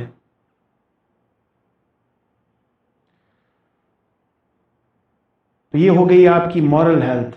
اب کچھ بات کرتے ہیں اسپریچول ہیلتھ پہ، اس میں بھی فجور اور تقوی کے کانسیپٹس انوالوڈ ہیں۔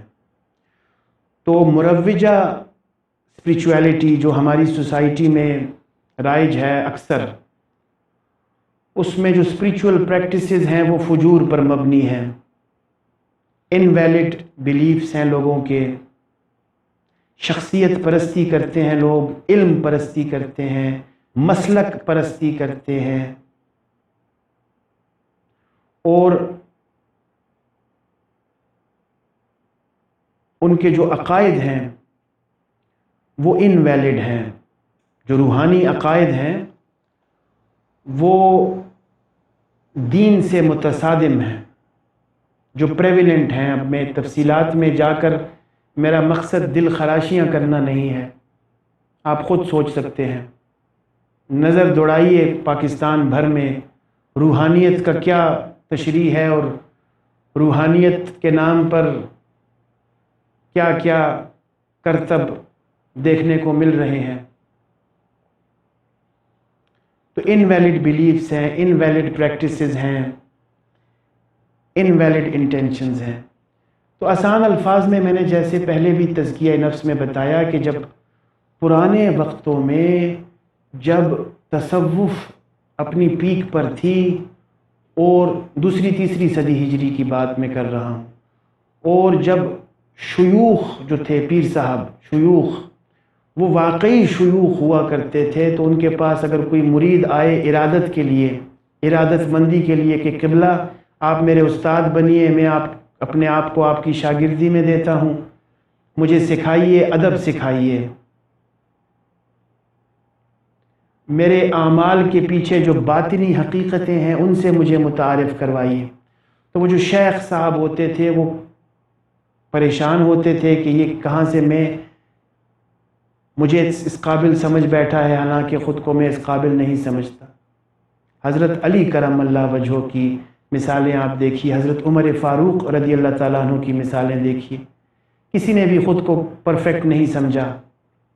اسی طرح سے یہ جو شیوخ تھے یہ بھی خود کو پرفیکٹ نہیں سمجھتے تھے اصل تصوف میں۔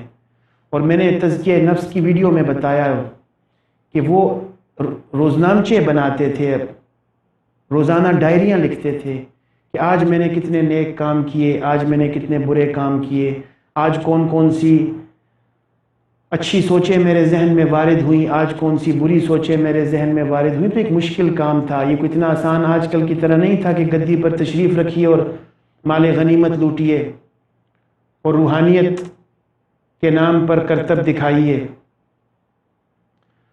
تو وہ جو اسلامک مسٹسزم ہے، اسلام میں جو اسپریچویلٹی کا کانسیپٹ ہے، یہ اس کا بنیادی مقصد جو تھا وہ عبادات، ظاہری عبادات کو باطنی حقائق کے ساتھ منسلک کر کے ادا کرنا تھا۔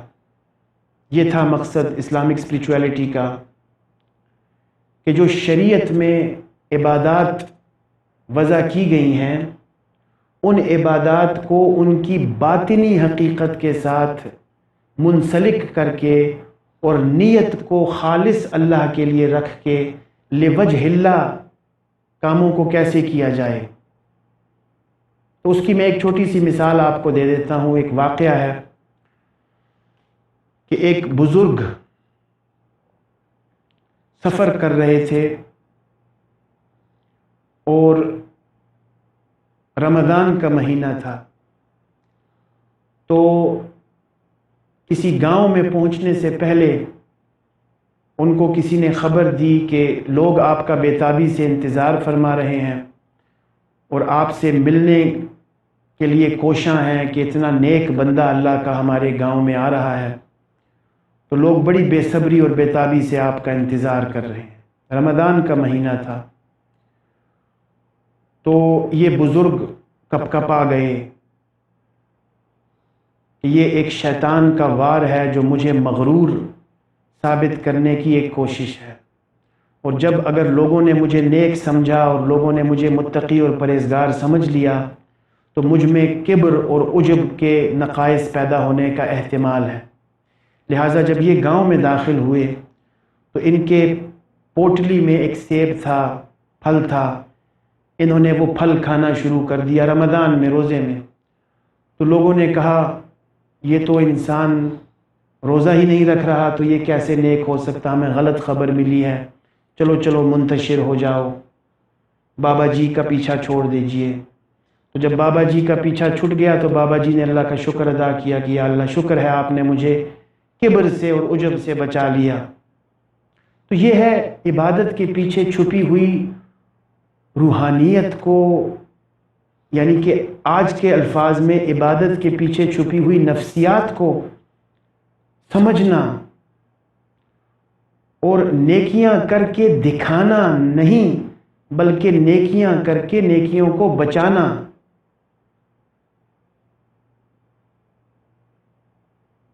یہ ہے روحانیت۔ آسان الفاظ میں روحانیت یہ ہے کہ نیکیوں کو بچانا۔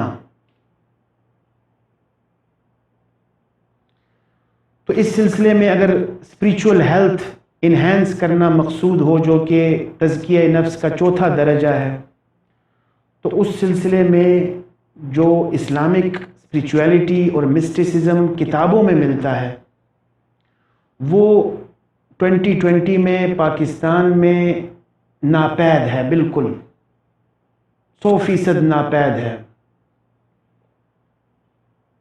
تصوف کی وہ طریقے جو کتابوں میں نظر آتے ہیں، شیوخ کے جو کارنامے اور جو ان کی استادیاں، کہ کیسے وہ اپنے شاگردوں پر محنت کیا کرتے تھے، شاگردوں سے مختلف قسم کے مجاہدات کروایا کرتے تھے اور شاگردوں کی اخلاق رذیلہ کو ختم کر کے ان میں اخلاق حسنہ پیدا کرتے تھے، ان کی نیتوں کو سیدھا کرتے تھے، وہ کام جو ہیں تصوف کے اصل کام، وہ آپ کو آج کل کے دور میں بالکل نہیں ملیں گے۔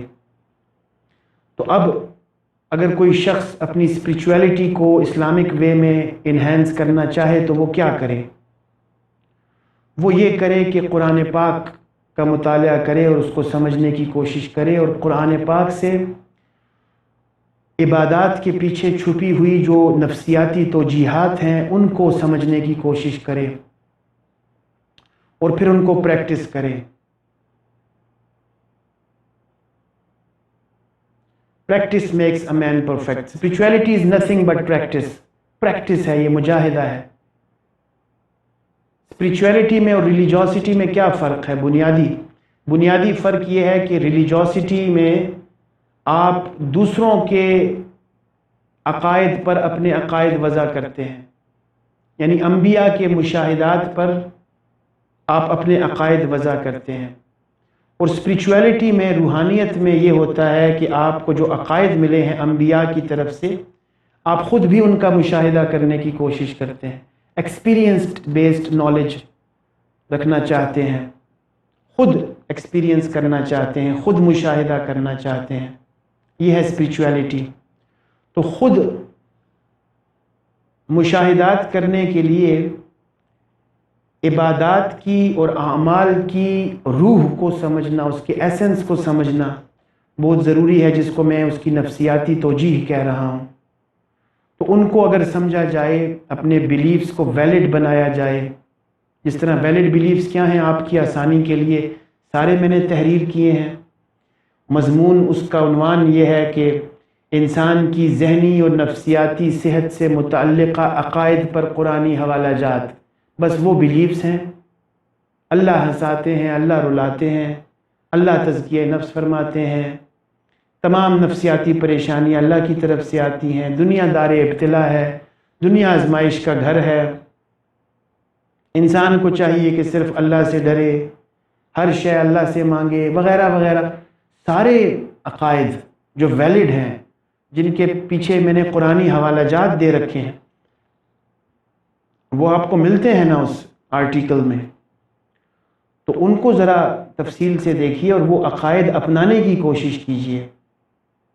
اگر آپ چاہتے ہیں کہ آپ کی اسپریچول ہیلتھ اسٹرینتھن ہو، بہتر ہو۔ تو آج کی گفتگو میں ہم نے سائیکو سوشل ہیلتھ کے 3 ڈائمینشنز کا ذکر کیا: انسان کی ریلیجس ہیلتھ، انسان کی ایتھیکل یا مورل ہیلتھ، اور انسان کی اسپریچول ہیلتھ۔